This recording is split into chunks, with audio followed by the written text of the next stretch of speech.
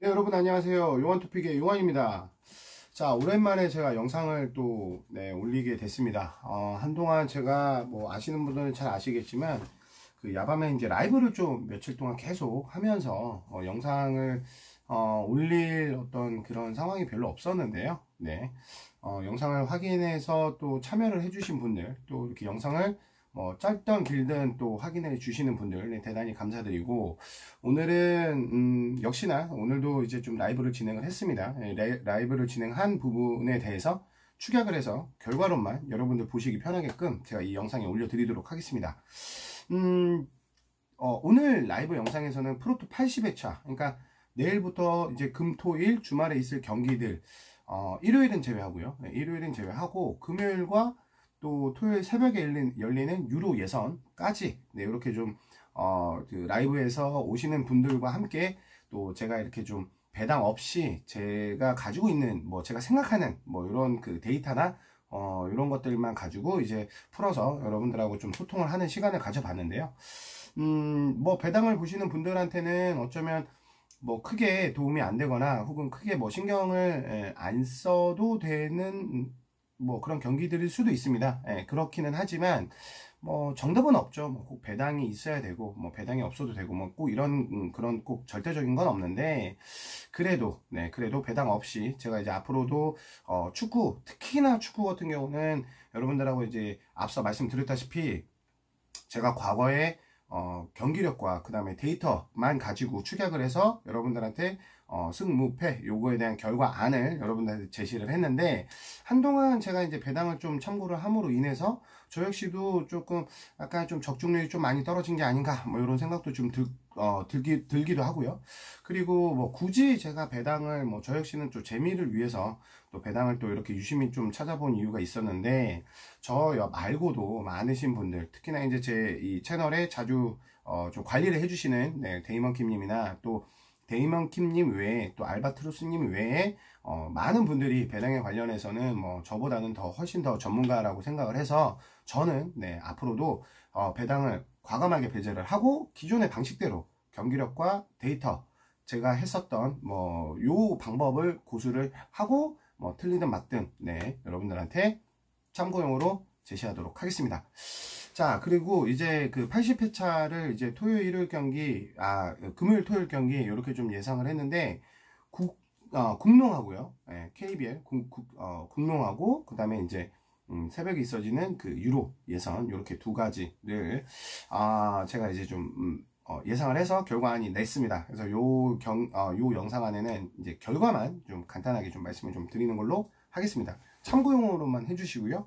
배당은 직접 한번 확인해 보신 후에 결정을 하시는 걸 추천해 드리도록 하겠습니다. 네. 그리고 마지막으로 구독과 좋아요. 네. 좀 부탁드리도록 할게요. 네. 한동안 영상을 안 올렸더니, 좀, 이 조회수도 좀 많이 떨어지고, 구독자분들도 왔다 갔다 하는데, 좀 부탁드리도록 하겠습니다. 네. 영상 길어서 좀 보시느라고 좀 힘들으셨죠? 네. 영상 앞으로 좀 자주 올려보도록 할게요. 죄송하고요. 자, 우선은, 금요일날 있을 경기인데, 그 KCC와 창원 LG입니다. KCC와 창원 LG 국농부터 할게요. 네. KCC와 창원 LG는 KCC가 이제 홈 경기에서 조금 승리를 할 것이다. 이렇게 먼저 좀 예상을 먼저 드렸고, 아직은 뭐 배당도 배당이고, 뭐 핸디캡이라던가 언어바 기준점이라던가 모든 게 잡혀 있지 않은 금요일날 새벽입니다. 그렇기 때문에 사실은 뭐 제가 말씀드리는 것이 절대적으로 절대적이지 못하다. 절대적이지 못합니다. 네. 그렇기는 하지만, 제가 또 지난주부터 이번주, 현재 시점까지는 그래도 승패 관련해서는 뭐 지난번 그러니까 어제 일자의 부산 KT의 승리, 그 다음에 이제 그 전에 원주 DB의 승리해서 뭐 정배, 역배 할 거 없이 그래도 승패는 곧잘 맞추고 있다. 뭐 여기까지만 참고를 좀 해주시면 되겠습니다. 언어버까지는 뭐 사실 자신이 없고요.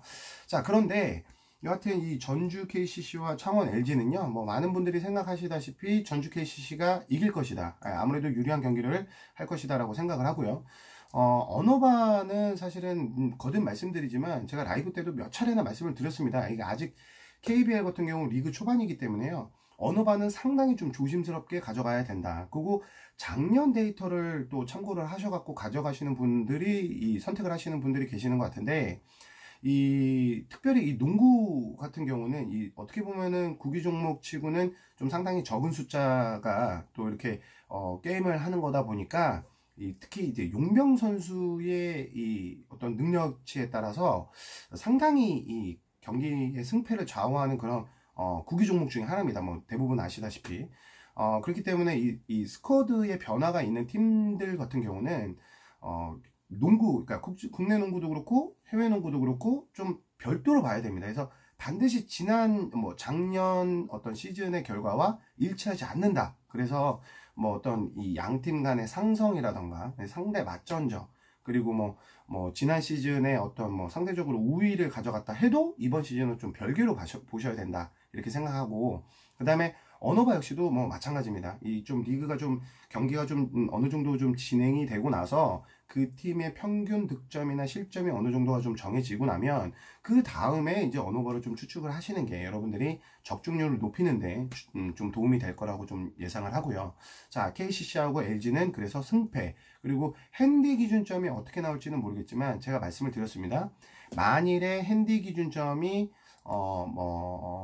플러스, 그러니까 마이너스겠죠? 당연히 이제 KCC가 정배니까 마이너스 3.5 정도 되면 뭐 마인승까지도 가져가 볼 만하다. 뭐 4.5 정도도 가져가 볼 만하다라고 저는 생각을 하는데, 그 이상 핸디 기준점이 나온다고 하면 그건 한번 좀 고려를 좀 해보셔야 될 것 같고, 아마도 KCC가 지금 초반에 3경기를 하면서 생각보다는 굉장히 좋은 경기력을 펼쳐주고 있고, 특히나 말씀드렸지만 이 창원 LG도 그렇고 전주 KCC도 그렇고, 저는 개인적으로 이 국내 농구 팀들 중에서는 홈에서 상대적으로 굉장히 좋은 경기력을 펼쳐주는 두 팀이라고 생각합니다. 그런데 이제 LG는 전주 KCC의 이제 원정이 되니까, 그리고 LG와 삼성은 리그에서 제가 볼 때는 올 시즌 좀 이 맨 아래쪽에 좀 위치를 하지 않겠느냐, 뭐 이렇게 좀 예상을 하고 있는 두 팀이고요.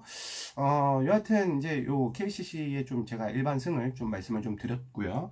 그 다음에 이제 두 번째로 원주 DB 토요일 경기가 되겠습니다. 원주 DB와 그 다음에 이제 고양 오리온스, 그 다음 부산 KT, 이렇게 3경기가 좀 나란히 있는데, 요 3경기도 제가 이제 그 스페셜까지도 같이 이렇게 추측으로 조금 점수대를 예상을 해서 여러분들한테 좀 말씀을 좀 드렸었습니다. 이게 참고용이고 사실 절대적이지 않다라는 거 다시 한번 좀 부탁드리겠습니다. 예, 참고만 해 주시고요.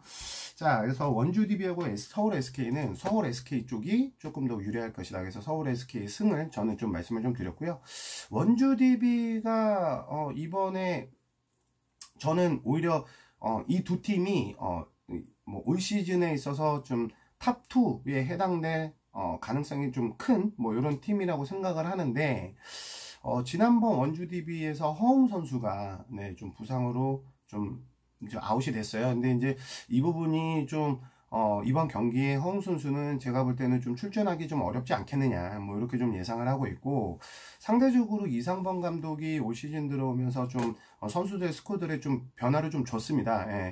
그러므로 인해서 올 시즌에 있어서는 그래도 김종규를 좀 리그에서 좀 비싼 돈을 창원의 LG에 이제 그 좀 비싼 돈을 주고 사왔죠. 그래서 좀 스쿼드의 변화가 있어서 상당히 그래도 좀 기대되는 스쿼드를 좀 이상범 감독이 좀 만든 것 같은데, 그래도 SK는 좀 불리하지 않겠느냐. SK에서 에런 헤인즈와 그 다음에 최준용, 김선영, 안영준의 그 다음에 이제 원이라는 이번에 새로 들어온 용병 선수까지 상당히 개개인별로 봐도 작년보다는 뭐 농구월드컵이라던가 뭐 기타 이제 그 비시즌 동안의 훈련을 통해서 리그 초반에 보여주는 모습 치고는 상당히 좀 작년보다는 좀 기량이 좀 발전한 것처럼 보여지고 있고, 그 다음에 이 원희 선수 같은 경우는 시즌 전부터 이 각 팀마다 전부 다 원희 선수를 조금 이렇게 좀 원했다고 합니다. 그래서 이 새로운 용병 선수가 나름 그래도 KBL에서 지금 아주 극초반이긴 하지만 좀 좋은 폼을 좀 유지하면서 팀에 굉장히 좀 도움을 좀 주고 있고, 아주 큰 영향력을 어떻게 보면 주고 있다고 봐야죠. 그리고 이제 역시나 뭐 여러분도 아시겠지만 김선영 선수는 뭐 여전히 뭐 명불허전 뭐 이렇게 좀 생각을 하고요. 그 다음에 에런 헤인즈는 역시나 이제 베테랑다운 모습을 보여주고 있고, 항상 득점력에 있어서는 뭐 내놓으라 할 거 없죠. 네. 그래서 꾸준한 모습들은 보여준 선수들은 그대로 간직한 채, 또 작년 시즌 대비 또 선수들의 기량이 뭐 최준용의 또 외곽슛이라던가 이런 부분들이 조금 더 업그레이드가 된 모습으로 봤을 때 허웅 선수가 빠지는 원주 DB의 호흡보다는 원정인 SK가 확실히 조금 유리한 경기를 할 것이다, 이렇게 조금 예상을 했고요.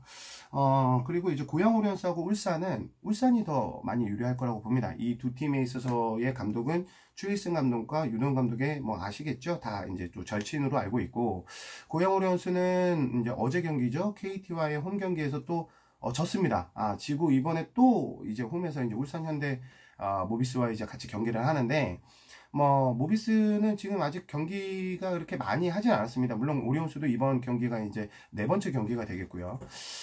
지금 3연패 중인 고양 오리온스한테는 이번 경기도 조금 지지 않겠느냐. 그래서 시즌 초반이지만 지금 4연패를 할 아주 그 가능성이 높은 뭐 이런 경기라고 생각을 합니다. 뭐 울산 현대모비스는 항상 처음에는 주목받지 못하다가도 이 유지학 감독의 이 엄청난 이 여러 가지 또 전력 전술로 인해서 시즌이 그러니까 경기가 거듭되면 거듭될수록 상위 랭크에 항상 올라갑니다. 어떤 스쿼드를 가지고서라도. 또 특히나 이제 현대모비스의 라거나 선수는 뭐 여러분들도 잘 아시다시피 뭐 국내에서 어떤 용병을 데려놓고 비교를 해도 뭐 비교 우위에 해당되는 그런 선수라고 생각을 하고요. 자, 그리고 이제 부산 KT와 서울 삼성입니다. 제가 이제 앞서 말씀드렸다시피 창원 LG와 서울 삼성, 오리온스가 비록 4연패에 이제 코앞에 두고 있고, 지금 뭐 울산 현대모비스로 과연 잡을까 하는 약간의 의구심이 들긴 합니다만, 오리온스는 최하위권에 남아있진 않을 것 같습니다. 제 예상에는. 그래도 스쿼드로 보면 나쁘지 않기 때문에. 근데 삼성 같은 경우는 이관희 선수를 제외하면, 그러면 어쩌면 뭐 김준일 선수 정도만 제외한다면 사실 이 KCC와 같은 이런 조직력, 단단한 조직력을 보여주지 못한다고 하면 저는 어쩌면 서울 삼성은 좀 리그 최하위로 또 떨어질 가능성이 있다, 이번 시즌도. 예. 저는 오히려 이상민 감독이 왜 도대체 몇 시즌 동안 계속 그렇게 서울 삼성에 있으면서 좀 성적을 내지 못하고 있는데, 다른 팀 감독이었으면 벌써 이렇게 좀 해임 당할 그럴 어떻게 보면 국내 농구 감독 자리에 이상민 감독은 뭐 스타 플레이어 출신의 감독이긴 하지만 결과적으로 몇 시즌 동안 서울 삼성을 맡으면서 좋은 성적을 보여준 적이 없어요. 그래서 상대적으로 왜 이렇게 서울 삼성이 이상민 감독을 고집하는가, 이거는 좀 되게 의문입니다. 의문이고, 저는 이 경기 간단하게 말씀드리면 부산 KT의 또 승리라고 보고, 부산 KT는 어제 고양 오리온스 원정에서 기분 좋게 또 이 동점에서 거의 이 버저비터성의 3점 슛을, 사이드 3점 슛을 득점을 하면서 기분 좋게 또 승리를 했습니다. 부산 KT도 이번 경기가 이제 세 번째 경기가 될 거고요. 아직은 좀 많은 경기를 치르진 않았고, 이 팀원들 간의 어떤 조직력도 아직은 조금 더 봐야 될 부분이 없지 않아 있습니다. 그리고 이 부산 KT는 고양 오리온스나 여타 다른 팀들과는 좀 다르게 이번에 용병을 이제 2명을 뽑았는데 전부 다 이제 센터가 가능한 이 안쪽 인사이드 플레이를 수비를 하거나 인사이드 플레이를 충분히 이용할 수 있는 장원의 2명의 선수를 뽑았습니다. 이 2명 다 이 NBA 출신이고요. 그리고 알손튼 선수 같은 경우는 과거에 NBA에 있을 때도 저 역시도 이제 NBA 애청가 중에 한 사람으로서 좀 잘 봐왔었던 그런 선수기도 합니다. 어찌됐든 이 서울 삼성의 이 외곽이 그렇게 저는 뛰어나다고 보지 않기 때문에 개인적으로 인사이드에 있어서는 당연히 KT가 압승할 거라고 저는 예상을 하고요. 그리고 KT 자체가 그렇다고 이렇게 빠른 농구를 안 하는 팀은 아니라고 생각을 하거든요. 충분히 또 가능하다고 생각합니다. 허훈 선수부터 시작을 해서. 그리고 이제 양홍석 선수가 이번에 농구 월드컵에 차출이 이제 안 된 부분이 뭐 송교창도 마찬가지고 조금 입방아에 좀 오르기는 했습니다. 그렇게 김상식 감독의 어떤 그 선수의 선택 문제 뭐 이런 부분 때문에 매스컴에도 한번 하기도 하고 했었는데, 양홍석 선수는 지난 시즌에도 팀의 중심을 맡은 선수였어요. 이번 시즌도 역시나 제가 볼 때는 양홍석 선수가 굉장히 좋은 모습을 좀 보여줄 가능성이 아주 크다, 이렇게 조금 예상을 하고, 선수들의 면면을 놓고 봤었을 때도 제가 볼 때는 그래도 부산 KT가 서울 삼성보다는 좀 앞선다 이렇게 좀 예상을 하고요. 그래서 저는 부산 KT의 승, 그리고 제가 점수대를 이렇게 봤었을 때 전주 KCC와 창원 LG는 아무래도 전주 KCC가 90점대, 그리고 창원 LG가 뭐 80점대 이렇게 좀 예상을 했고, 그 다음에 원주 DB와 서울 SK는 원주 DB의 80점대, 그 다음에 서울 SK의 90점대에서 혹은 100점대까지 이렇게 좀 예상을 했고요. 그 다음에 이제 고양 오리온스와 울산은 고양 오리온스의 70점대에서 80점대, 울산 모비스 같은 경우는 한 90점대, 네, 이렇게 좀 예상을 했고요. 부산 KT와 서울 삼성은 어렵지만 뭐 부산 KT의 80점대, 그 다음에 서울 삼성의 70점대 내지는 80점대, 뭐 요렇게 의외로 생각보다는 이 부산 KT와 서울 삼성이 의외로 조금 약간은 좀 이 엎치락 뒤치락 할 수도 있다, 뭐 요렇게 좀 예상을 했는데, 그 부분은 제가 지난번 그 KCC와 하는 경기를 좀 보고 판단한 그런 결과고요. 아직은 데이터가 각 팀별로 많지가 않기 때문에 사실은 막연하게 이렇게 내놓는 점수대는 별로 의미가 없다고 저도 생각을 합니다. 그래서 행여나 이제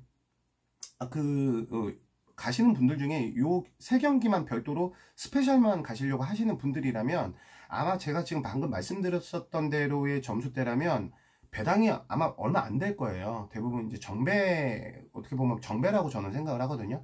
배당이 좀 약할 겁니다. 그래서 요거를 아마 축으로 둘 생각이 있으신 분들이라면 요걸 축으로 두신 다음에 이렇게 좀 폴더를 어차피 겹칠 수가 있으니까, 그래서 이제 좀 뭐 점수대를 앞뒤로 이렇게 좀 살짝 바꿔 보던가 하셔가지고 아무래도 조금 이제 또 배당수가 또 이렇게 좀 역배가 나오고 이러면은 좀 더 배당수가 좀 높을 수가 있으니까요. 한 100원짜리로 해가지고 이렇게 폴더를 해서 뭐 한 3,000원대나 뭐 이렇게 한번 잡아보시는 거를 저는 뭐 재미삼아 한번 추천해 드리고요.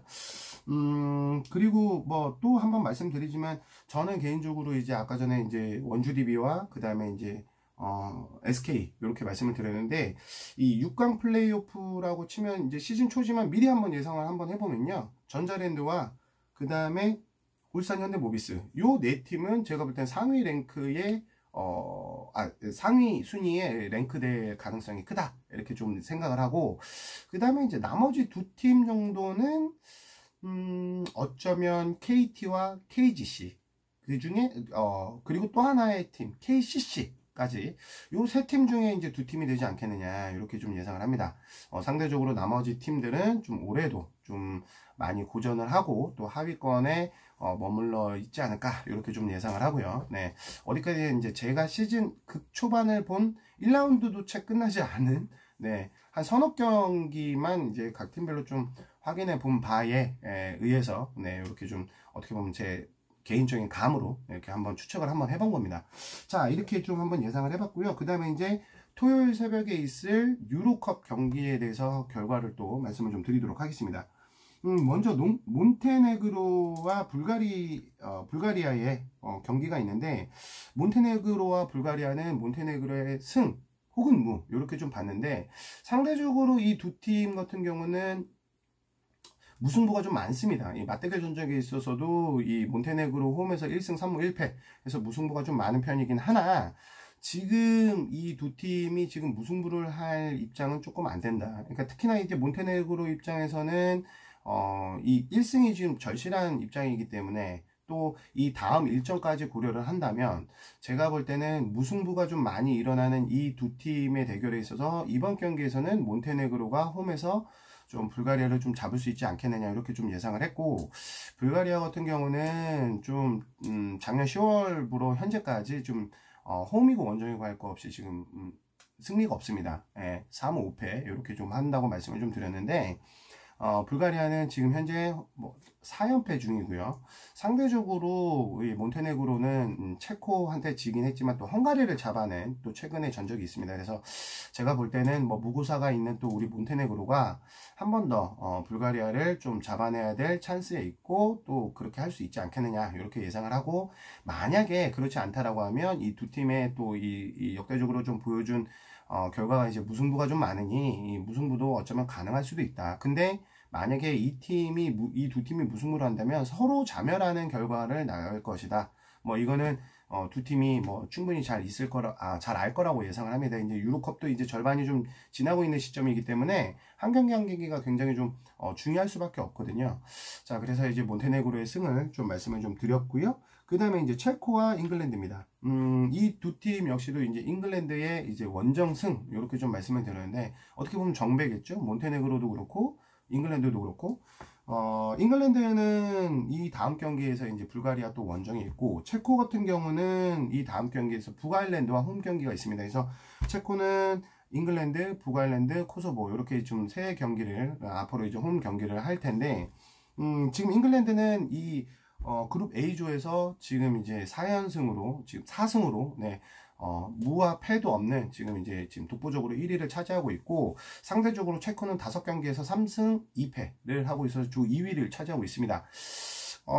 상대적으로 이 두 팀은 잉글랜드 홈에서 체코와 2번 맞대결을 한 적이 있습니다. 한 번은 비겼고, 한 번은 잉글랜드가 이겼습니다. 그래서 지금 그래도 맞대결 전적에 있어서는 많지는 않지만 잉글랜드가 좀 우위점을 가져가고 있다, 이렇게 좀 볼 수 있는데, 이 경기에서는 제가 볼 때는 잉글랜드가 아무래도 좀 이길 확률이 높고, 만약에 이변이 일어난다면 이 경기도 무승부는 가능하다고 봅니다. 그렇기는 한데, 잉글랜드가 지금 남아있는 경기를 봤을 때 그렇게 어려울 만한 팀은 없거든요. 이 조에서는 뭐 코소보와 몬테네그로, 불가리아, 체코, 이렇게 네 팀이 잉글랜드와 같이 하고 있는데, 어쩌면 체코의 홈이고 또 잉글랜드가 힘을 좀 뺀다면 무승부가 가능한 경기라고도 생각은 합니다. 뭐 지난 맞대결 전적, 최근의 어떤 뭐 성적, 이런 거하고는 전혀 상관없이, 물론 최근 성적까지 본다고 하면 체코보다는 당연히 잉글랜드가 훨씬 더 좋은 분위기에 있습니다.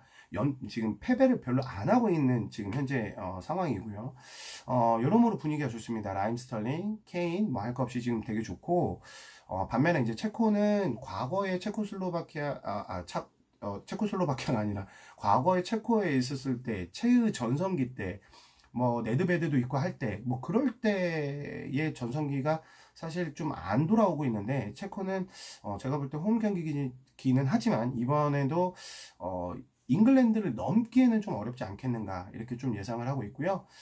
물론 1점, 그러니까 이 두 팀이 비긴다 하더라도요, 제가 볼 때는 뭐 크게 두 팀이 손해볼 경기는 아니라고 생각합니다. 앞으로 일정도 그렇고, 상대적으로 이 조에 해당되는 그 나머지 팀들이 이 두 팀에 비해서 무게감은 전체적으로 좀 떨어지기 때문에 어쩌면은 무승부가 가능할 수도 있다, 이렇게 좀 예상을 합니다. 예, 그렇지만 무승부보다는 아까 전에 이제 몬테네그로 말씀을 드렸던 것처럼 이거 역시도 잉글랜드의 승리, 그리고 아마 뭐 정배를 받을 거고 배당은 좀 뭐 똥배긴 하겠죠. 하지만 어찌됐든 그렇게 좀 잉글랜드의 무게감을 좀 많이 쏠리는 그런 경기라고 보고요.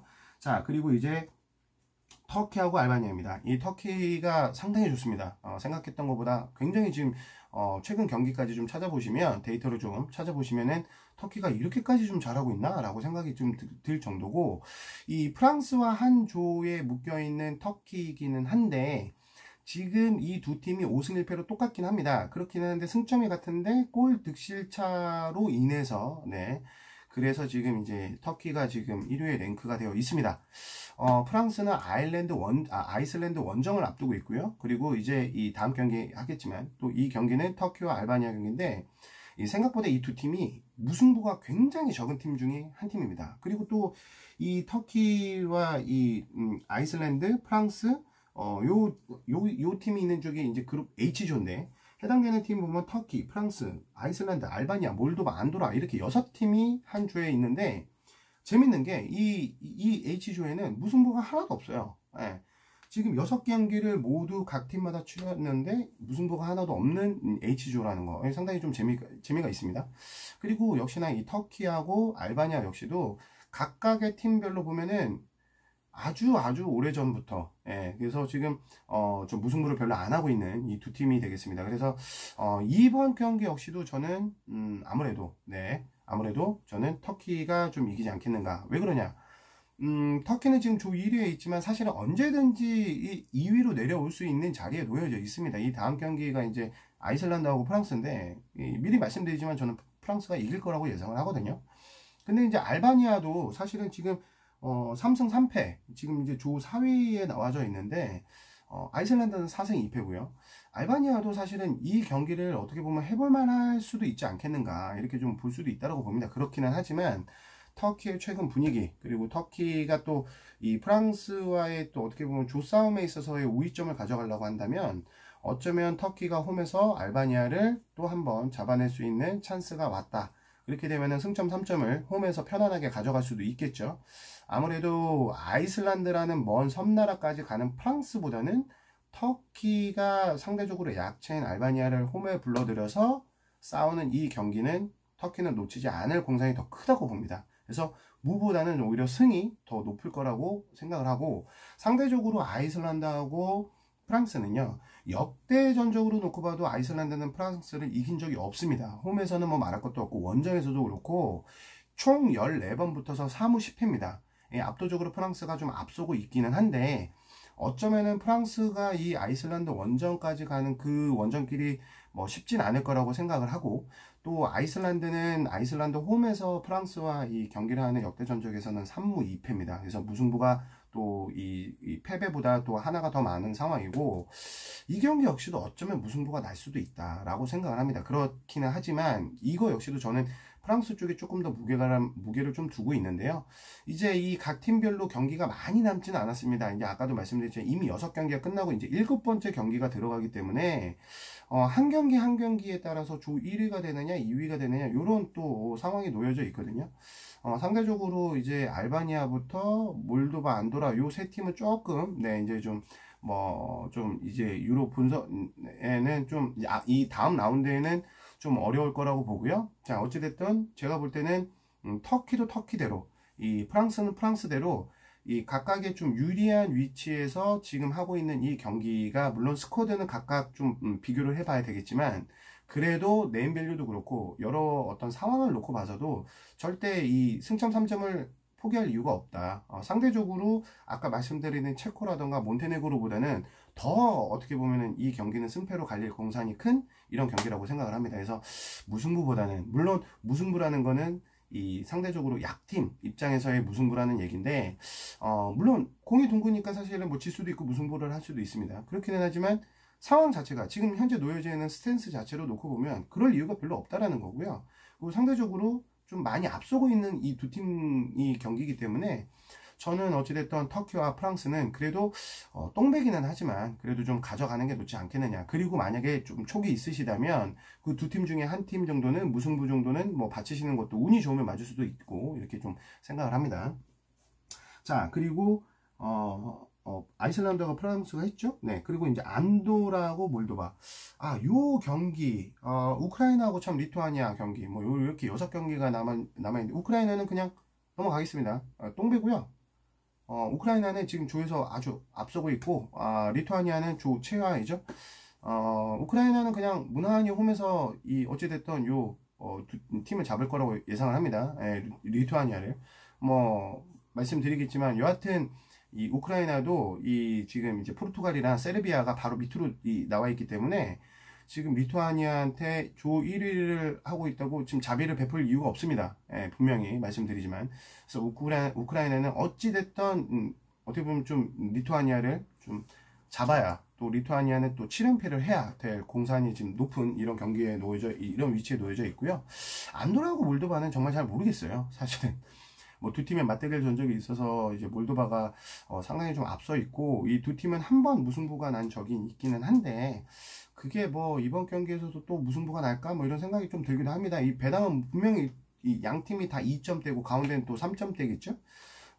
물론 몰도바는 이 경기 이 두 팀 다 뭐 어느 팀이 이기느냐 뭐 그거에 따라서 뭐 순위 변동은 있을지 모르겠지만, 이 다음 라운드에 진출하는데 전혀 뭐 아시겠지만 뭐 기대를 걸어볼 수가 없습니다. 자, 그렇기는 한데 굳이 따지자면 그래도 좀 무승부 내지는 몰도바가 이기지 않겠는가 뭐 이렇게 좀 생각을 하고, 가장 최근 경기만 놓고 보더라도요, 이 두 팀은 역시나 이 득점은 아주 제로에 가깝고 이 실점은 또 엄청 많습니다. 이 두 팀은. 자, 그렇기 때문에 똥대똥 경기고, 사실은 배당 욕심이 나서 일부러 찍기보다는 그냥 과감하게 패스를 하시는 거를 추천해 드리고요. 막 굳이 정말 꼭 진짜 이거 꼭 끼고 싶다 라고 하시면, 제가 볼 때는 배당이 좀 어떻게 나올지는 모르겠는데 배당 보고 판단을 해서 좀 유리한 배당일 것 같다라고 생각하시는 쪽으로 뭐 잡으시는 게, 저는 경기력으로 봤을 때 혹은 데이터로 봤을 때는 이건 어느 팀이 이겨도 이상하지 않고 어디로 사실은 어느 팀이 이길지 잘 모르겠습니다. 승무패가 정말로 확연히 잘 보이는 경기라고 생각을 하기 때문에 과감하게 패스를 할 거라고, 하는 게 좋을 거라고 다시 한번 좀 말씀을 좀 드리도록 하겠습니다. 자, 그래서 뭐 마지막 경기 뭐 토요일 날 8시에 하는 우루과이와 페루 경기. 네, 요거는 친선전입니다. 네, 많은 분들이 또 보시고 또 이렇게 또 우루과이 또 정밴드 또 한번 끼워놔 볼까? 이렇게 좀 다폴로 해서 생각을 하시는 분들이 또 계실 수도 있겠습니다만, 요것도 역시나 저는 좀 패스를 권고해 드리고요. 막연하게만 좀 말씀을 좀 드리면, 독일 이번에 친선전에서 2대2로 비겼죠. 아르헨티나와. 그 다음에 이제 브라질도 역시나 이제 세네갈과 친선전에서 1대1로 비겼습니다. 자, 우루과이라고 페루와 비기지 말라는 법 없죠. 그리고 같은 남미고요. 충분히 서로에 대해서 잘 알고 있는 두 팀의 맞대결이라고 생각하고요. 당연히 무게감은 우루과이 쪽으로 더 있기는 합니다. 근데 아마 배당이 똥배기 때문에 패스를 하라는 거고요. 자, 그래서 이제 이렇게 좀 뭐 농구부터 축구까지 금요일 경기와 토요일 새벽 경기를 좀 말씀을 한번 드렸고요. 제가 그래도 이 뭐 단답형으로 결과만 탁탁탁 말씀을 드리는 것보다는 좀 함축해서 제가 좀 약간 저의 시각으로 이 배당이나 어떤 뭐 핸디, 언어바 이런 거 상관없이 제 시각으로 조금 한번 좀 말씀을 좀 풀어서 미리 좀 한번 좀 점 찍어 봤습니다. 그래서 한번 잘 참고하셔서 가는 걸 추천해 드리고요. 그리고 이제 절대적으로 신임은 하지 마시고 배당을 보시는 분들은 꼭 배당과 함께 참고를 해주시면 대단히 감사하겠습니다. 자, 또 오랜만에 제가 영상으로 이렇게 좀 올려드려서 80회차 한번 좀 한번 풀어봤는데 도움이 됐으면 굉장히 도움이 됐으면 하고 바라봅니다. 그리고 마지막으로 좋아요와 구독 한 번씩 안 누르시는 분들 한 번씩 눌러주시고요. 댓글 역시도 요즘에 제가 댓글 말씀 안 드렸더니 댓글을 댓글이 좀 많이 적습니다. 그래서 댓글을 좀 보신 분들은 이렇게 좀 한 번씩 좀 달아주셨으면 감사하겠습니다. 그리고 저한테 개별적으로 또 질문이시거나 또 궁금하시는 거 있으신 분들 댓글로 항상 남겨주시면 제가 이제 다음번 뭐 라이브라던가 영상에 참고를 하고 또 대댓글 또 반드시 달아드리도록 하겠습니다. 네, 아무튼 감사하고요. 네, 주말 프로토 화이팅 하고 저는 다음 영상에서 뵙도록 하겠습니다. 끝!